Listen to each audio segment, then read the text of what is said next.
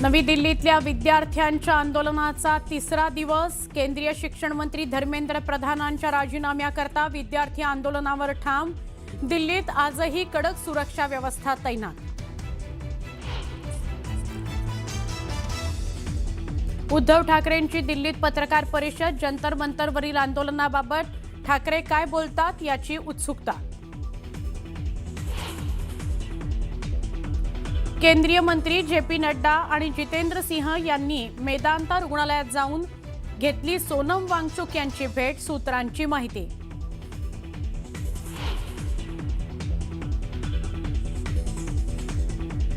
विद्यार्थ्यांचा वापर राजकीय प्याद्यांसारखा केला जातोय।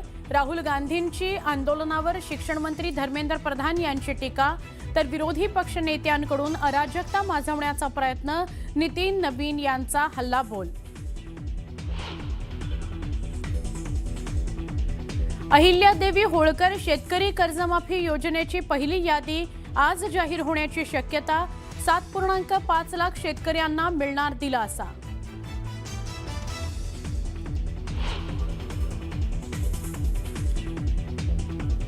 मुख्यमंत्री देवेंद्र फडणवीसांचा आज वाढदिवस। मुख्यमंत्र्यांच्या वाढदिवसानिमित्त राज्यभरात भाजपकडून विविध कार्यक्रमांचं आयोजन।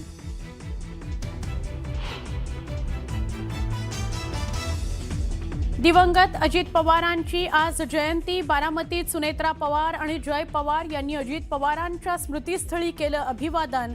भावनिक वातावरणामध्ये अजितदादांच्या स्मृतींना दिला उजाळा।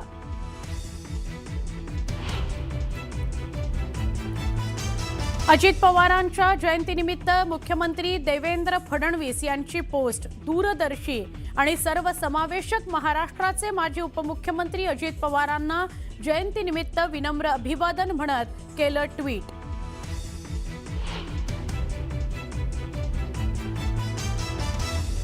आणि मुंबईसह नवी मुंबईत मुसळधार पावसाची हजेरी। अनेक दिवसांच्या विश्रांतीनंतर आलेल्या पावसानं मुंबईकरांना दिला दिलासा।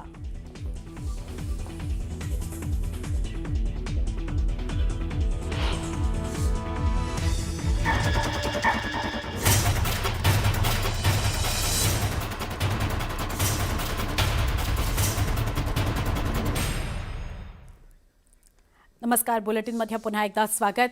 दिल्लीतल्या तरुणांच्या आंदोलनाविषयी सुरुवातीला बोलूया। दिल्लीतील विद्यार्थ्यांच्या आंदोलनाचा आजचा तिसरा दिवस आहे। केंद्रीय शिक्षण मंत्री धर्मेंद्र प्रधान यांच्या राजीनाम्याकरता विद्यार्थी आंदोलनावर ठाम आहेत। गेल्या 2 दिवसांपासून या ठिकाणी मोठा गदारोळ झालेला आहे। दिल्लीत आजही कडक सुरक्षा व्यवस्था तैनात करण्यात आली आहे। दरम्यान जोपर्यंत धर्मेंद्र प्रधान यांचा राजीनामा होत नाही तोपर्यंत आंदोलन सुरूच राहील असा इशारा अभिजित दिपकेनं दिलेला आहे। संध्याकाळी मंगळवारी राहुल गांधींसह उद्धव ठाकरे आणि काँग्रेस नेत्यांनी मोर्चाच्या स्थळी विद्यार्थ्यांसोबत चर्चा केली। जोपर्यंत केंद्रीय शिक्षण मंत्री राजीनामा देणार नाहीत तोपर्यंत आंदोलन सुरूच राहील असा इशारा विद्यार्थ्यांनी दिला आहे।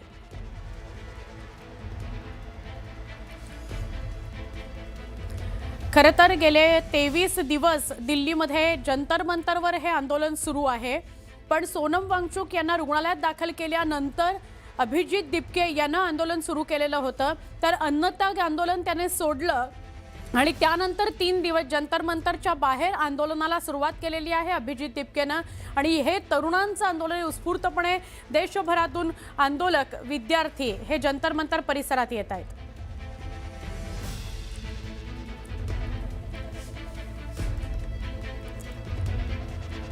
मोठी बातमी। उद्धव ठाकरे दिवसभर काल दिल्लीमध्ये राजकीय घडामोडी घडल्यानंतर आंदोलनं झाल्यानंतर रात्री उशिरा नवी दिल्लीमध्ये पोहोचले। आज ते पत्रकार परिषद नवी दिल्लीत घेणार आहेत। दिल्लीतल्या विद्यार्थ्यांच्या आंदोलनाचा तिसरा दिवस आहे। या पार्श्वभूमीवर उद्धव ठाकरेंनी मंगळवारी रात्री उशिरा अभिजित दिपके आणि आंदोलकांची भेट घेतली। यावेळी उद्धव ठाकरेंनी सरकारवर सडकून टीका केली।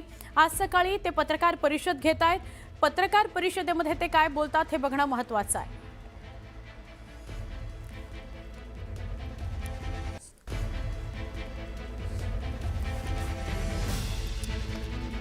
जसा आत्ताच आपण उल्लेख केला की उद्धव ठाकरे काल जंतर मंतरवर गेलेले होते। विद्यार्थ्यांची त्यांनी भेट घेतली, अभिजितची त्यांनी भेट घेतली।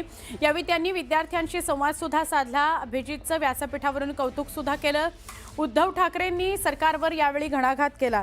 फक्त राजीनामा नाही तर व्यवस्था बदलायला हवी असं म्हणत त्यांनी विद्यार्थ्यांच्या आंदोलनाचं कौतुक केलेलं आहे.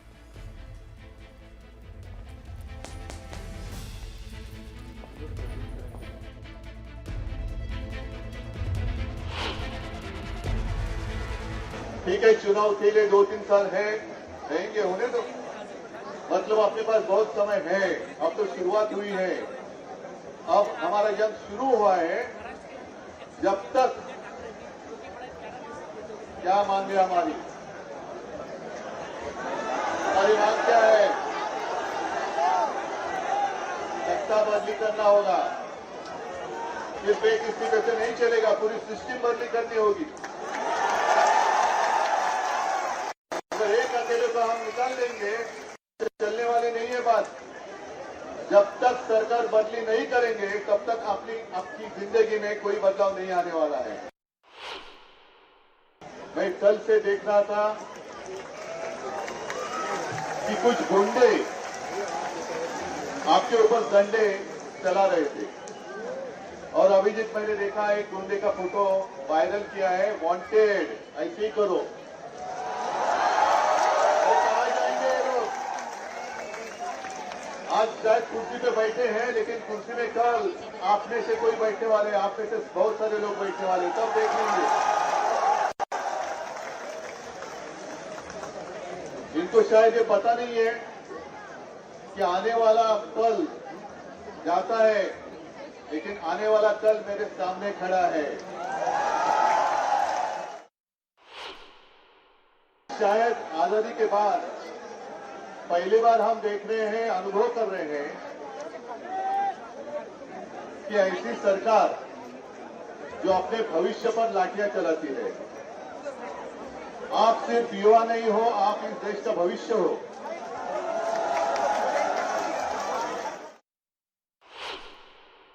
और अब मुझे यही लगने लगा है कि जो भी आपका आतंकवादी मानता है कि या वो विदेश से आए हैं क्या? आतंकवादी कौन कहता है आपको? आपको पता है. और आप आज अनुभव कर रहे हैं कि इतनी बेरहमी से ये सरकार आपके साथ पेश आ रही है. कल जिस तरीके से उन्होंने आपको पीटा, एक बात अच्छी लगी क्योंकि आप सबके हाथ में एक मोबाइल फोन है. अजून एका मोठ्या बातमीकडे आपण वळूया. ही बातमी आहे विद्यार्थी आंदोलनाविषयीचीच. सरकारकडून भूमिका स्पष्ट करण्यात आली आहे. विद्यार्थी आंदोलनावर केंद्र सरकार चर्चेकरता तयार आहे असं सूत्रांकडून कळत आहे. या घडीची सगळ्यात महत्त्वाची बातमी, सरकारकडून भूमिका स्पष्ट करण्यात आलेली आहे. सरकार म्हणतंय की विद्यार्थी आंदोलनासंदर्भात चर्चा करायला केंद्र सरकार तयार आहे. शिक्षण मंत्र्यांच्या राजीनाम्याची मागणी राजकीय आहे असं केंद्र सरकारकडून स्पष्ट करण्यात आलेलं आहे. एक अत्यंत महत्त्वाची बातमी, आंदोलनावर चर्चा करायला आम्ही तयार आहोत. विद्यार्थ्यांचं काय म्हणणं आहे ते ऐकून घ्यायला आम्ही तयार आहोत अशी भूमिका केंद्र सरकारनं घेतलेली आहे. पण शिक्षण मंत्र्यांच्या राजीनाम्याची मागणी ही राजकीय आहे असं केंद्र सरकारचं म्हणणं आहे.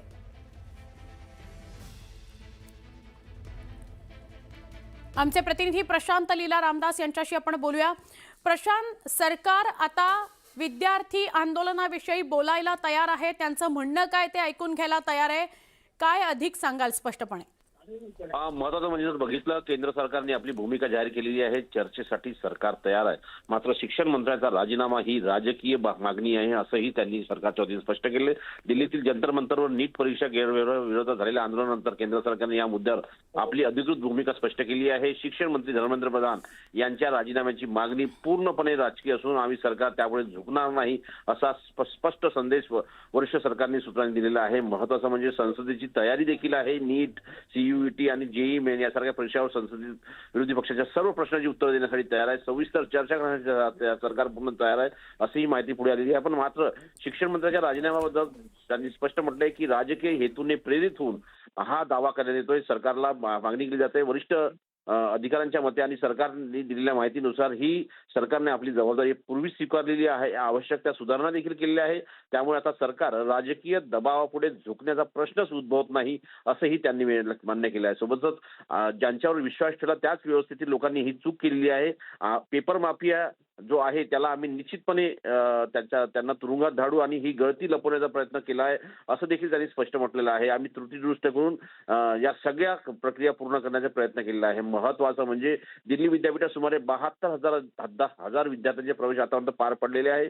सर्व प्रकारचे शैक्षणिक उपक्रम योग्य पद्धतीने राबवले जात आहे असाही सरकारचा दावा आहे. पण आंदोलन जे आहे ते विरोध किंवा आंदोलन करण्याचा प्रत्येकाला हक्क आहे. मात्र जे लोक आंदोलन नेतृत्व करतात ते प्रत्यक्ष प्रभावित झाले नसून त्यामागे राजकीय हेतूने केंद्र सरकार त्यामागे राजकीय हेतू आहे अशा प्रकारचा सस्पष्ट आरोप केंद्र सरकारचा आहे. त्यामुळे शिक्षण मंत्र्याच्या राजीनाम्याची मागणी ही राजकीय असल्यामुळे सरकार या दबावाला बळी पडणार नाही. नीट पेपरच्या त्रुटी मान्य करून त्या सगळ्या दुरुस्त करण्यासाठी आम्ही तयार आहोत आणि महत्वाचं म्हणजे आंदोलन नेतृत्व करणारे विद्यार्थी हे विद्यार्थ्यांचे प्रतिनिधी नाही असं देखील सुप्रिया सुळेने असंही त्या स्पष्ट करण्यात आलेलं आहे. स्टुडिओ